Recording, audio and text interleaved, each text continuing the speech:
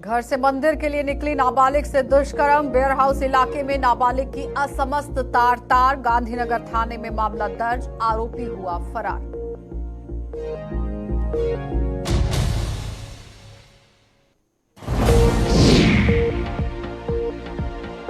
Forest clearance विकास कार्य में बनी बाधा, रामबन में रुका 6 किलोमीटर सड़क का काम, आवाजाही में दिक्कतें झेलने को मजबूर लोग।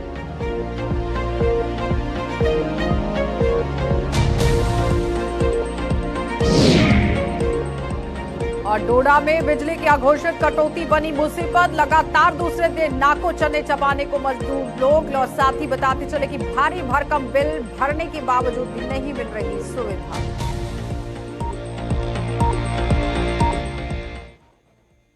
नमस्कार, बुलेटिन में आपका स्वागत है। मैं हूं आपके साथ आशा सरमाल। चलिए शुरुआत करते हैं खबरों को लेकर। इस वक्त की बड़ी खबर आपको दिखा देते हैं, जहां पर आप देखिए मंदिर जाती हुई युवती के साथ किस तरह से एक बड़ी घटना देखने को मिली है।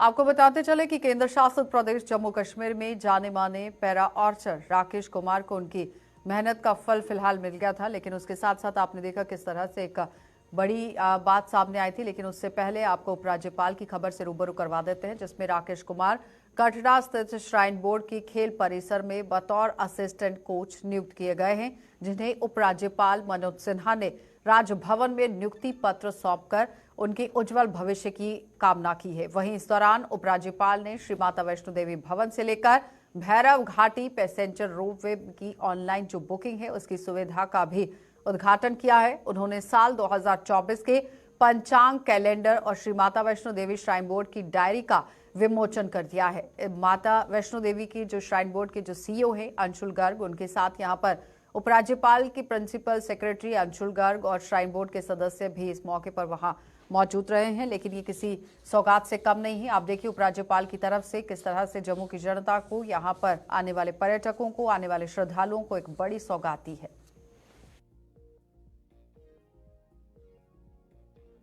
चलिए अब आपको एक और खबर दिखा देते हैं, जिसमें दुष्कर्म को लेकर ही बात हो रही थी। बताते चले कि जम्मू में एक नाबालिग की असमस्त तार करने वाले आरोपी की पुलिस तलाश कर रही है। ये नाबालिग सुबह अपने घर से मंदिर के लिए निकली थी, जिसका अपहरण कर लिया गया और मेडिकल रिपोर्ट में उसके साथ दुष्कर्म की पुष्टि हुई है, जिसके आधार पर गांधीनगर पुलिस स्टेशन में मामला दर्ज कर दिया गया है। और बताया जा रहा है कि नाबालिग के साथ वेयर हाउस इलाके में दुष्कर्म की इस घटना को अंजाम दिया गया। लेकिन इस वक्त की बड़ी अपडेट के साथ आपके सामने, जहां पर आप देखिए जम्मू जो कि मंदिरों का शहर जाना जाता है और मंदिरों के शहर के नाम से जम्मू को जानने वाले जो लोग इस खबर को देख रहे हैं, आप समझिए कि कितनी हैरान करने वाली खबर है कि किस तरह से जम्मू के अंदर भी घटनाओं को अंजाम देने की कोशिश यहां पर आरोपी कर रहे हैं।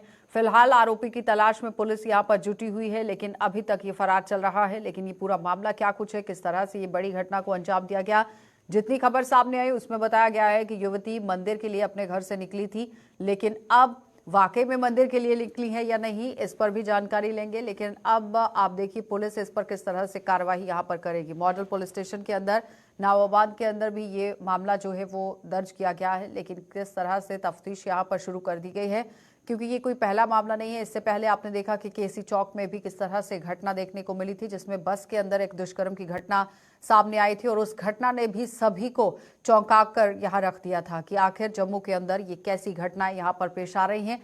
लेकिन एक और खबर जो वेयर हाउस से देखने को मिल रही है, तो जाहिर तौर पर आप देखिए हैरान करने वाली है और शर्मनाक ये हरकत यहाँ पर जम्मू के अंदर की जा रही है। लेकिन फिलहाल इस पर कार्रवाई कितनी तेजी से होती है और किस तरह से होती है, क्योंकि ऐसे लोगों पर सख्ती से कार्रवाई करना बहुत जरूरी है जो मंदिरों के शहर जम्मू का नाम बदनाम करने में जुटे हुए हैं। तो ऐसे लोगों को अगर सलाखों के पीछे डाला जाता है तो जाहिर तौर पर आप समझिए कि किस तरह से सूरत हाल हो सकते हैं और उस पर फिर पूर्ण विराम यहां पर लग सकता है। लेकिन फिलहाल क्राइम का रिकॉर्ड अगर देखा जाए तो 2022 में भी आपने डाटा देखा था किस तरह से खबर सामने आई थी। लेकिन उस बीच में शिल्पा से जानकारी ले लेते हैं। शिल्पा हमारी संवाददाता हमारे साथ ज्वाइन कर चुकी हैं। शिल्पा, ताज़ा अपडेट आपसे जानना चाहेंगे और जरा पूरा मामला समझाइएगा कि मंदिरों का शहर जो कि जम्मू है, जम्मू मंदिरों के शहर के नाम से जाना जाता है, लेकिन मंदिरों के शहर में इस तरह से घटनाएं होना कितना शर्मनाक है और पुलिस क्या कुछ कार्रवाई कर रही है?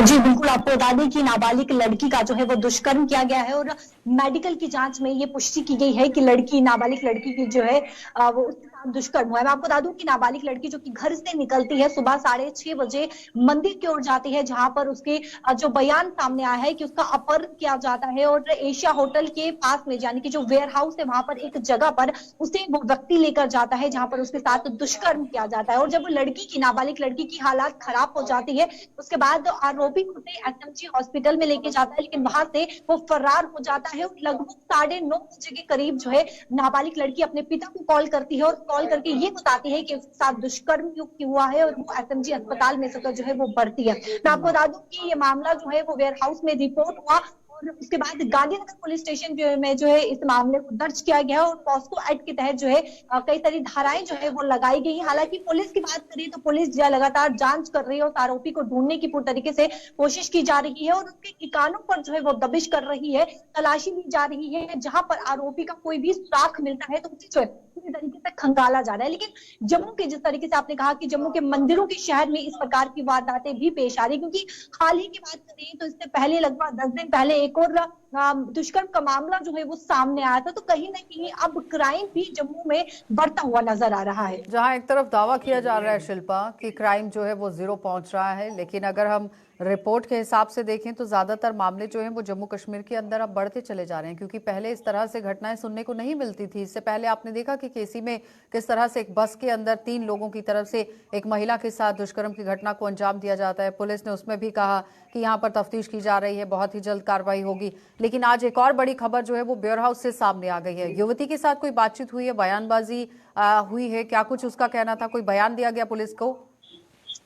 जी बिल्कुल, लड़की ने, नाबालिग लड़की ने बयान दिया है और साफ तौर पर कहा है कि उसका अपहरण, वो घर से निकलती है मंदिर लगभग 6:30 बजे के करीब मंदिर निकलती है, लेकिन बीच रास्ते में उसका अपहरण होता है और अपहरण होने के बाद वेयर हाउस की एक ऐसी जगह है जो कि हम बता नहीं सकते, वहां पर उसको लिया जाता है और लगभग दिन जो है उसे, यानी कि उस जगह पर रखा जाता है, उसके साथ दुष्कर्म किया जाता है। और जब लड़की की हालात बेहद ही खराब हो जाती है तो उसे एसएमजी हॉस्पिटल में लेकर आरोपी जाता है, लेकिन वहां से वो फरार हो जाता है। और जब वो 9:30 बजे करीब पिता को फोन जाता है तो पिता वहां पर पहुंचते हैं। हालांकि पिता का बयान भी जो है वो पुलिस के द्वारा जो है वो लिया गया है, लेकिन इस तरीके से अगर क्राइम की बात करें तो दिन प्रतिदिन क्राइम जो है वो बढ़ते जा रहा है, क्योंकि अलग अलग राज्यों, मान्य राज्यों में ऐसी तस्वीरें नजर आती थी, ऐसी वारदातें देखिए वहां पर शिल्पा, देखने को मिलती थी। लेकिन अब 2021 की अगर बात की जाए, जिसमें एनसीआरबी एक डाटा पेश करता है, वो कहता है कि 315 केसेस जो हैं वो जम्मू कश्मीर के अंदर दुष्कर्म के हुए हैं। लेकिन उसके बाद एक बड़ा दावा होता है कि पूरी तरह से डिक्लाइन इन केसेस में आ रहा है। हत्याओं के मामले लगातार बढ़ते चले जा रहे थे जम्मू के अंदर, जिसमें 2021 में यहाँ पर आप देखिए 136 हत्याएं हो जाती हैं। लेकिन अब सवाल यहाँ पर ये उठता है कि जो क्राइम पुलिस है वो इस पर किस तरह से काम कर रही है और आगे उस शख्स को यहाँ पर गिरफ्तारी को लेकर किस तरह से कार्रवाई को अंजाम दिया जा रहा है। क्या किसी इलाके को खंगालने की कोशिश हो रही है, या फिर कोई जान पहचान वाला था, या कोई बाहर से आया हुआ था जिसकी वजह से ये घटना यहाँ पर हुई है? इस तरह से कोई जानकारी आपके पास आ पाई है? देखिए, जो वो व्यक्ति है वो जहाँ का वो रहने वाला है उस एरिया को पूरी तरीके से खंगाला जा रहा है। हालांकि आप बता दें कि सूत्र हमें बता रहे हैं कि राजौरी का वो व्यक्ति रहने वाला है, तो वहां के पूरे जहां भी उनके ठिकाने हैं, उस व्यक्ति का ठिकाना है जहां पर वो रहता है, उसे पूरी तरीके से खंगाला जा रहा है, पूरी तरीके से तलाशी ली जा रही है, उसके जो ठिकाने हैं वहां पर दबिश दी जा रही है, ताकि जो भी सबूत उन्हें मिले वो जो है वो आगे कोर्ट में जो है वो पेश किया जाए। और लेकिन अभी तक आरोपी जो है वो गिरफ्तार नहीं हुआ है। तलाशी तरीके से, जांच जो है वो पूरी तरीके से पुलिस के द्वारा की चलिए जा रही शिल्पा, है। बहुत बहुत धन्यवाद जुड़ने के लिए। तो फिलहाल आपने देखा कि वेयर हाउस के अंदर किस तरह से एक बच्ची के साथ दुष्कर्म की घटना को अंजाम दिया गया है, लेकिन बताया यह जा रहा है कि ये बच्ची मंदिर जा रही थी। लेकिन अब पुलिस इस पर किस तरह से कार्रवाई करती है, क्या कुछ तफ्तीश के बाद बाहर आएगा, ये बड़ा सवाल रहेगा, क्योंकि मंदिरों का शहर के नाम से जम्मू को जाना जाता है। और जम्मू के अंदर अगर इस तरह से एक एक करके घटनाएं बढ़ जा रही हैं तो काफी तरीके से सोच विचार करने की जरूरत है, क्योंकि इससे पहले 2021 में आपने देखा कि नेशनल क्राइम रिकॉर्ड ब्यूरो की तरफ से 315 मामले बताए गए थे कि जम्मू कश्मीर के अंदर, जम्मू की अगर बात करें तो यहाँ पर हुए। तो फिलहाल आप देखिए किस तरह से जम्मू कश्मीर के अंदर क्राइम का ग्राफ जो है वो बढ़ता चला जा रहा है, क्योंकि एनसीआरबी एक डाटा रखती है जम्मू कश्मीर का, जिसमें 315 मामले जो हैं वो रेप केसेस के बताए जा रहे थे, दुष्कर्म के बताए जा रहे थे। लेकिन अगर इस पर अभी भी रोक नहीं लगी तो ज्यादातर आप देखिए मामले बढ़ सकते हैं, जिस पर काम करने की जरूरत है। पुलिस क्या कुछ काम करेगी, किस तरह से तफ्तीश रहेगी, ये आने वाला समय बताएगा। आगे बढ़ जाते हैं, अब आपको रामबन लिए चलेंगे और रामबन में एक सड़क के साथ किस तरह से लगती जो सड़क है उस पर काम हो रहा है वो देख लीजिए, क्योंकि रामबन में एक सड़क के विस्तार का काम यहां पर फॉरेस्ट क्लियरेंस की वजह से रुक गया है और इस परियोजना के लिए फंड्स भी जारी किए जा चुके हैं, जो अब लैप्स होने का अंदेशा बना हुआ है कि ये फंड्स जो पहुंचे हुए हैं ये लैप्स हो जाएंगे। ये परियोजना अधर में लटकने की वजह से लोगों को आवाजाही में काफी दिक्कतें झेलनी पड़ रही हैं, जिसकी वजह से आप देखिए अब हालात क्या कुछ हैं इस रास्ते पर, क्योंकि लोगों को काफी परेशानियों का सामना करना पड़ रहा है। इस पूरे मामले पर जानकारी लेंगे, लेकिन फिलहाल अगर आप तस्वीरें देखें तो समझिए कि दूरदराज के इलाकों के अंदर संपर्क साधने के लिए सरकार की तरफ से जो बड़ी योजना और परियोजना चलाई जा रही है वो महज काम किस तरह से कछुआ चाल में कर रही है, और अब यहां पर अगर फंड्स भी लैप्स हो जाते हैं तो इसका खामियाजा कौन भुगतेगा, इसी पर जानकारी लेंगे। नदीम हमारे संवाददाता हमारे साथ जुड़ चुके हैं। नदीम, इससे पहले कई बार आरोप लगे हैं कि जो परियोजना है वो जमीनी सतह तक नहीं पहुंच पा रही है, आखिर क्यों ये काम जल्दी से तेजी से नहीं हो पा रहा है? क्योंकि इससे पहले अगर फंड्स लैप्स हो गए तो फिर काम किस तरह से होगा? बिल्कुल, देखिए आशा, सबसे पहले मैं आपको एक चीज बता दूं, क्योंकि जो विजुअल्स में जो चीज हम अपने व्यूअर्स को बता रहे हैं ये डिस्ट्रिक्ट रामबन की एक तस्वीर है। डिस्ट्रिक्ट रामबन से डिस्ट्रिक्ट हेडक्वार्टर से लगभग 5 किलोमीटर दूरी पर एक लिंक रोड निकाली गई है, लगभग आज से 12 या 13 साल पहले, जिस रोड को नाम दिया गया गूल रोड टू खलवा रोड। और अब उस रोड को एक्सटेंशन करने के लिए भी मंजूरी मिली, पैसा भी मिला। अगरचे पैसा भी मिला, अर्थ कटिंग का काम भी शुरू हुआ, लेकिन अब वो अर्थ कटिंग का काम जो लगभग 400-500 मीटर हुआ था रुका पड़ा इस वजह से है क्योंकि वहां पे फॉरेस्ट क्लियरेंस अभी नहीं मिली, और जब तक फॉरेस्ट क्लियरेंस नहीं होगी तो जंगलात में आप सड़क नहीं बना सकते। अब जब सड़क नहीं बना सकते तो एक तरफ देखिए यहाँ सवाल कुछ दो तरह के हैं। एक तरफ ये है कि सरकार ने जो पैसा दिया है, सरकार ने जिस पैसे को मंजूर किया है इस सड़क की तामीर के लिए, वो पैसा अगर लैप्स हो जाता है तो नुकसान किसका होगा? एक तरफ लोगों का जो इंतजार कर रहे थे कि जनाब सड़क के लिए कब पैसे की मंजूरी मिले, कब सड़क जो है 6 किलोमीटर रोड बननी है। हालांकि इस रोड से अगर हम देखें लगभग झंडल के लोगों को फायदा होगा, हलवा के लोगों को फायदा होगा, खतर के लोगों को फायदा होगा, यानी कुल मिलाकर हम देखें बरनोत ए पंचायत के लोगों को फायदा होना है, गांधरी पंचायत के लोगों को फायदा होना है और कबरी पंचायत के लोगों को फायदा होना है। लगभग कितनी आबादी है नदीम इन तीनों चारों इलाके के अंदर जिन लोगों को ये फायदा होगा? जी, लगभग कितनी आबादी लेकर चल सकते हैं? देखिए अगर आबादी की हम बात करें, क्योंकि हमारे पास एक अल्टरनेट रोड भी होगा, क्योंकि जहां गांधरी ब्लॉक तक अगर आपको पहुंचना है तो एक सड़क तो हमारे पास है, लेकिन वो सड़क अगर बंद हो जाती तो हमारे पास एक अल्टरनेट भी है। और उस वजह से अगर हम आबादी की बात करें, क्योंकि हमारे पास फिर बठनी पंचायत के लोग भी यहाँ से आएंगे, लगभग 10,000 पर मुश्तमिल ये इलाका है, जिसमें हम 3 पंचायत की बात करें। अब क्या बात हुई है किसी आला अधिकारी से, कब तक यहाँ क्लियरेंस जो है वो मिल जाएगी, जिसकी वजह से जल्द काम जो है वो चल सके, क्योंकि रुका पड़ा हुआ है? जी बिल्कुल, देखिए आशा, हमने तो जो भी कंसर्न डिपार्टमेंट है उनके ऑफिशियल से बात करने की कोशिश की है, और उसके बाद हमने देखा कि डिस्ट्रिक्ट एडमिनिस्ट्रेशन भी इसमें इंटरवीन कर रही है, और कहीं ना कहीं उम्मीद जताई जा रही है कि जल्द ही इस मामले को हल किया जाएगा, जल्द ही फॉरेस्ट की जो रुकावटें हैं उन्हें हटाकर इस सड़क के काम को आगे बढ़ने की इजाजत मिलेगी। लेकिन आज भी हम देखें, क्योंकि जहाँ हमने इंतजामिया मूव चलाने वाले लोगों से बात की तो उन्होंने कहा कि जनाब आज हम अलॉन्ग विद टीम, जिसमें एडमिनिस्ट्रेशन के लोग भी हैं, कंसर्न डिपार्टमेंट के लोग भी हैं, पोल्यूशन कंट्रोल बोर्ड के लोग भी हैं और फॉरेस्ट के लोग भी हैं, जो इस वक्त वहाँ पर जा रहे हैं और जो रुकावट वहाँ पर बनी हुई है। नदीम जरा ये बताइए कि जो फंड लैप्स करने की बात हो रही है, लगभग कितनी रकम है जो लैप्स होगी?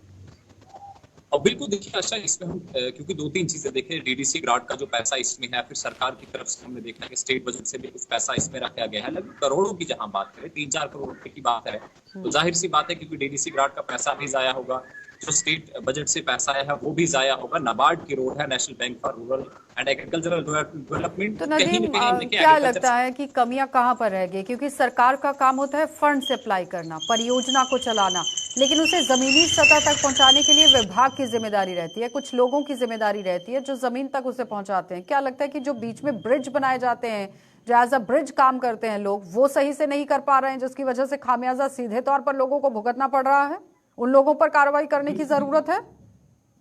देखिए आशा, मैं आपको एक चीज बता दूं, यहाँ पे कार्रवाई कहीं करने की जरूरत नहीं। अगर जो जरूरत किसी चीज की है तो वो कहीं न कहीं सिस्टम को सुधारने की। एक तरफ फॉरेस्ट में अगर आप सड़क बना रहे हैं, क्योंकि देखिए ये तो जाहिर सी बात है, आपको अगर सड़क बनानी है उसमें प्राइवेट लैंड भी आएगी, उसमें स्टेट लैंड भी आएगी, उसमें फॉरेस्ट लैंड भी आएगी।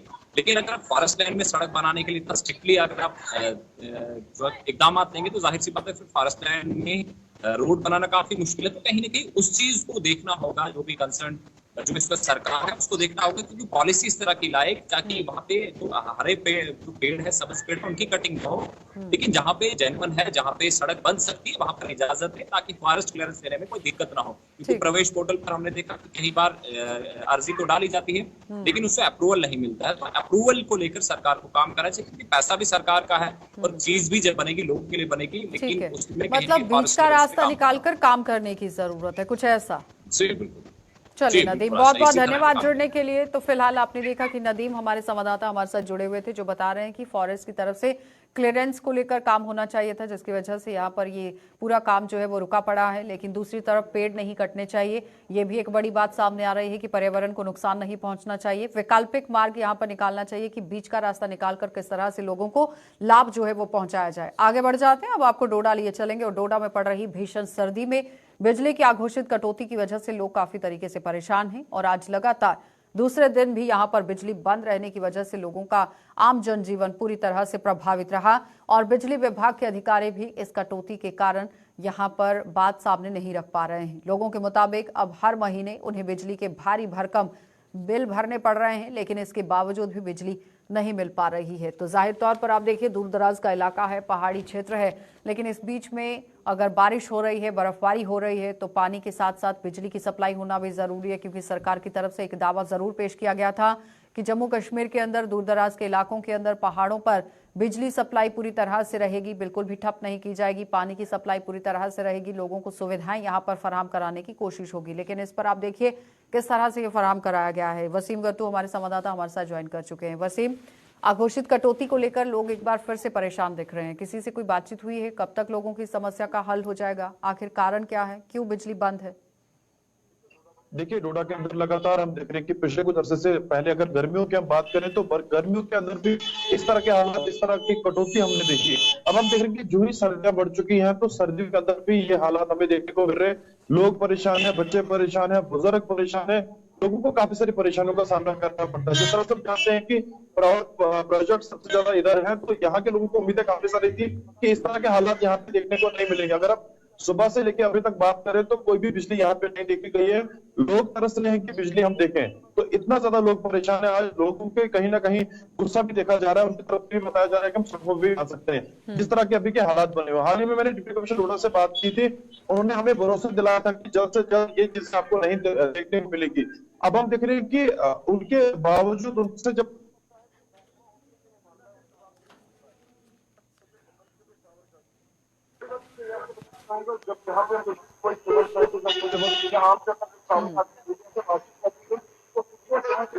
बिजली डिपार्टमेंट की तरफ से ज्यादा बिल भेजा जाता है, यानी कि टॉर्चर किया जाता है। तो इस तरह के हालात डोडा के अंदर बन रहे हैं और लगातार सुर्खियों में डीसी की तरफ से क्या आश्वासन दिया गया वसीम? देखिए डीसी की तरफ से बताया गया कि इस तरह की तस्वीरें नहीं देखने को मिलेगी, इस बैकवे को सुधारा जाएगा और लोगों को परेशानी नहीं आएगी। हम देख रहे हैं कि परेशानी ज्यादा बढ़ रही है, तो इससे साबित हो सकता है कि डिप्टी कमिश्नर डोडा का भी ये लोग नहीं सुनते हैं और उनके कहने को भी नहीं मानते हैं। तो डिप्टी कमिश्नर डोडा को इस चीज पे ध्यान देना होगा और उन लोगों के ऊपर संज्ञान लेना होगा जो लोग उनकी बात नहीं सुनते हैं। जी, दूर दराज का इलाका है, पहाड़ी क्षेत्र है, सरकार की तरफ से दावा पेश किया गया था, जिस तरह से पहले भी सवाल किया मैंने कि यहाँ पर बिजली सप्लाई ठप नहीं की जाएगी, लोगों को पूरी सुविधाएं फराहम कराई जाएंगी। आपको नहीं लगता है कि पहले से ही मसौदा तैयार करने की जरूरत थी, क्योंकि अब धीरे धीरे ठंड बढ़ती चली जाएगी, बर्फबारी ज्यादा तरीके से होती चली जाएगी? देखिए महकमा तो बहुत बड़ा दावा करता है, मगर जमीनी सतह के हालात क्या है, ब्लॉक दिवस होता है, बड़े बड़े दावे वहां पे किए जाते हैं, बिजली नहीं ली जाएगी, बिजली को ठीक किया जाएगा। अभी भी हमारे दूर दराज के इलाके ऐसे हैं जहाँ पे हम खुद पहुंचे हैं, बिजली के खंभे वहां पे नहीं लगे हैं और पेड़ों पे तारे हैं। तो आप देख लीजिए कि जो दावा किया जाता है जमीनी सतह पे वो दावा कितना बड़ा है और महकमा कितना अच्छा काम कर रहा है। मैं चाहता हूँ कि कोई बड़ी एजेंसी यहाँ पे आए जो एलजी एडमिनिस्ट्रेशन बनाए और एक टीम बनाई जाए जिसपे संज्ञान लेने की जरूरत है। और टीम वसीम, आपको नहीं लगता है कि दूर दराज के इलाकों के अंदर, पहाड़ी क्षेत्रों के अंदर जिस तरह से टूरिज्म को बढ़ाने की बात हो रही है, सबसे पहले इंफ्रास्ट्रक्चर तैयार करने की जरूरत है, कनेक्टिविटी को तैयार करने की जरूरत है? बिल्कुल, देखिए ये बात बिल्कुल दुरुस्त है और ये चीजें पहले सुधारना हमारा काम है, सरकार का काम है, मगर सुधर नहीं रही है। तो इसका ये माने कि बहुत बड़ा फेलियर सरकार का भी है और जिला एडमिनिस्ट्रेशन का भी, क्योंकि अगर जिला एडमिनिस्ट्रेशन इनको बताती है इनके साथ सुधारिए, तो महकमा नहीं सुधर रहा है, महकमे के ऊपर कार्रवाई करना बहुत ज्यादा जरूरी है। और मैंने पहले ही बताया कि अगर कोई शख्स इनके ऊपर जो है सवाल उठा रहा है, बातचीत कर रहा है, मीडिया के सामने आ रहा है, तो उनके ऊपर महकमा यानी कि महकमे के जो लोग हैं वो उनको ज्यादा बिल भेजते हैं, यानी कि टॉर्चर किया जाता है कि आप हमारे खिलाफ क्यों बोल रहे हैं। तो सरकार को ये चीज देखनी होगी और सरकार को ये समझनी होगी बात कि जनाब कितने लोग क्यों परेशान है सबसे ज्यादा। और जो दूर दराज के इलाके जो ऐसे लोग जो पढ़ने यहाँ पे आते हैं, उनके पेरेंट्स यहाँ पे उनको भेजते हैं, आप अपनी तालीम वहां पे हासिल कीजिए। दूर दराज के इलाके से जब लोग यहाँ पे आते हैं उनको काफी सारी उम्मीदें होती हैं कि हमारा बच्चा जाएगा वहां से तालीम हासिल करेगा। इलाकों के अंदर बिजली नहीं है, मगर गांव और शहर में कोई फर्क अब नहीं देखने को मिल रहा है। तो सवालों के घेरे में महकमा और एडमिनिस्ट्रेशन भी है। जी ठीक है वसीम, बहुत बहुत धन्यवाद जुड़ने के लिए। तो फिलहाल आपने देखा कि यहाँ पर आप देखिए विभाग और सरकार दोनों पर कहीं ना कहीं सवालिया निशान जिला डोडा के लोगों ने लगा दिया है, क्योंकि जब वो आरोप लगा रहे हैं तो बिजली विभाग उनका बिल यहाँ पर भारी भरकम कर उन्हें यहाँ पर दे रहा है, जो उन्हें चुकाना पड़ रहा है। तो काफी तरीके से आप देखिए वसीम का ये कहना है कि टॉर्चर किया जा रहा है, लेकिन अब संज्ञान लेने की जरूरत है कि जमीनी सतह पर हकीकत क्या है और किस तरह से कार्रवाई करने की जरूरत है, क्योंकि बिजली की अघोषित कटौती से लोग परेशान हैं। आगे बढ़ जाते हैं, अब आपको विजयपुर लिए चलेंगे और विजयपुर के स्वाखा इलाके में उस समय हड़कंप मच गया जब स्वाखा छन्नी मार्ग पर लोगों ने सड़क पर एक संदिग्ध जो डिब्बा है वो देख लिया है। लोगों ने इसकी सूचना पुलिस को दी है, जिसके बाद पुलिस और बम निरोधक दस्ता मौके पर पहुंचा है और क्षेत्र का कॉर्डन कर संदिग्ध जो डिब्बे हैं उसे अपने कब्जे में ले लिए गए हैं। और आप देखिए इस डिब्बे को किस तरह से अपने कब्जे में लिया गया है और उसके बाद आप देखिए इस डिब्बे के अंदर से कुछ नहीं मिला है। फिलहाल बताते चलें कि इस इलाके में कुछ समय पहले ड्रोन से हथियार भी गिराए गए थे।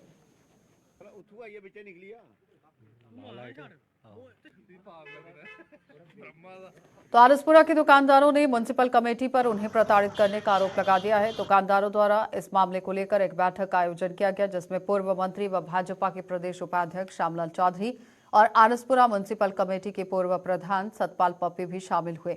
दुकानदारों का आरोप था कि आए दिन म्युनिसिपल कमेटी द्वारा उन्हें दुकानें खाली करने के नोटिस जारी कर मानसिक रूप से प्रताड़ित किया जा रहा है। दुकानदारों के मुताबिक समय पर किराया भरने के बावजूद म्युनिसिपल कमेटी उन्हें तंग कर रही है। वहीं पूर्व मंत्री ने उन्हें आश्वासन दिया है कि वो इस मामले को लेकर उच्च अधिकारियों के समक्ष इस बात को रखेंगे, उनकी इस परेशानी को हल करने का काम करेंगे और किसी की भी रोजी रोटी का साधन बंद नहीं होने देने का प्रयास करेंगे।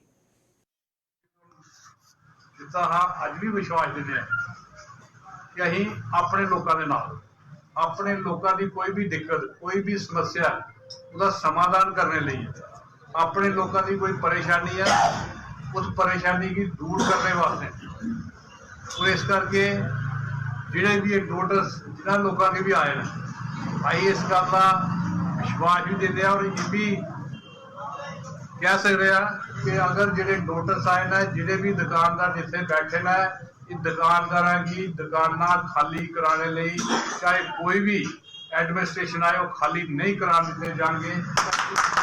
चौधरी साहब जिंदाबाद, चौधरी साहब जिंदाबाद। और ये भी आश्वासन दिंदे आ कि ये नहीं कि सिर्फ असीं कहांगे असीं तुहाडे नाल जिस मौके भी अगर कोई ऐसी परेशानी आए कोई ऐसी नौबत आए पहली तो गल है कि ऐसी नौबत ना आएगी ना आन देंगे। दुकान खाली कराने दी औखे खाली कराने जिहड़े साढ़े अपने लोग अपनी रोजी रोटी कमाने लिए अपनी परिवार पालन लिए अगर काम करके मेहनत करके अपना घर बार चला रहे हैं तो उन्होंने दुकाना खाली कराई जान दोबारा टेंडर किए जाए। ऐसी नौबत नहीं आएगी और ना आन देंगे। अगर ऐसी नौबत आएगी तो असीं तुहाडे पिछे नहीं तुहाडे नाल नहीं तुहाडे अगे होके चलांगे। और दुकान खाली होने वाला सिस्टम कोई चाहे कोई भी आ जाए जिहड़ी मर्जी है एडमिनिस्ट्रेशन आ जाए चाहे वो DC आ जाए चाहे DC तो अप्रूव आए वो खाली नहीं होने देंगे। जिसका प्रधानमंत्री नरेंद्र भाई मोदी है नरेंद्र भाई मोदी का यह एक विश्वास भी है कि उसका एक सपना भी है कि कोई रेड़ी फड़ी खोखा किसी भी किस्म का कोई छोटा काम करने वाला जरा उसनूं सरकार 10,000 तो लैके 10 लाख रुपए तक लोन देगी तो अपना रोजगार चलान अपनी रोजी रोटी चलान अपने बच्चे पालन अपना परिवार जरा चलान।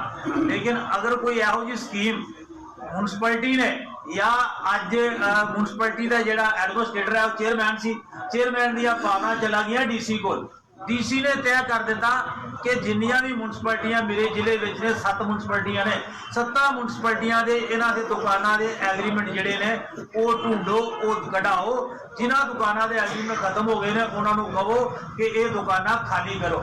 ਲੇਕਿਨ मैं चौधरी साहब ਨਾਲ भी गल कर रहा थी कि चौधरी साहब ਇਹਦੇ ਉੱਪਰ ਸੰਗਿਆਨ ਲੈਣਾ ਇਹਦੇ ਉੱਪਰ ਜਿੱਥੋਂ ਤੱਕ ਵੀ ਇਨਵੋਲਵ ਹੋਣਾ ਪਏਗਾ ਚੌਧਰੀ ਸਾਹਿਬ ਨੂੰ ਅਸੀਂ ਚੌਧਰੀ ਸਾਹਿਬ ਦੇ ਨਾਲ ਆ ਸਾਰੇ ਅਸੀਂ ਇਨਵੋਲਵ ਹੋਵਾਂਗੇ ਤੁਹਾਡੇ ਨਾਲ ਐਗਰੀਮੈਂਟ ਨਵਾਂ ਕੀਤਾ ਜਾ ਸਕਦਾ ਜਿਹੜਾ ਦੁਕਾਨਦਾਰ ਤੇ ਬੈਠਾ ਰਿਹਾ ਉਹਦਾ ਐਗਰੀਮੈਂਟ ਖਤਮ ਹੋ ਗਿਆ ਉਹਦੇ ਨਾਲ ਨਵਾਂ ਐਗਰੀਮੈਂਟ ਕਰੋ ਨਵੀਆਂ ਸ਼ਰਤਾਂ ਦੇ ਆਧਾਰ ਦੇ ਉੱਪਰ ਕਰੋ ਐਗਰੀਮੈਂਟ ਲੇਕਿਨ ਤੁਸੀਂ ਕਹੋ ਕਿ ਨਹੀਂ ਤੁਸੀਂ ਖਾਲੀ ਕਰਕੇ ਬਾਹਰ ਜਾਓ ਅਸੀਂ ਉਹਨੂੰ ਸਬਲੈਟ ਕਰੀਏ ਦੁਬਾਰਾ ਅਸੀਂ ਵੇਚੀਏ ਜਾਂ ਦੁਬਾਰਾ ਉਹਨਾਂ ਨੂੰ ਇਹ ਕਰੀਏ ऐसा मैं समझना ना चौधरी साहब चाहते ने ना मैं चाहना ना मेरे काउंसलर चाहते ने और ना ही देश का प्रधानमंत्री चाहता। चलिए बुलेटिन में फिलहाल इतना ही। देश और दुनिया की खबरों के लिए आप बने रहिए गुलिस्तान न्यूज के साथ।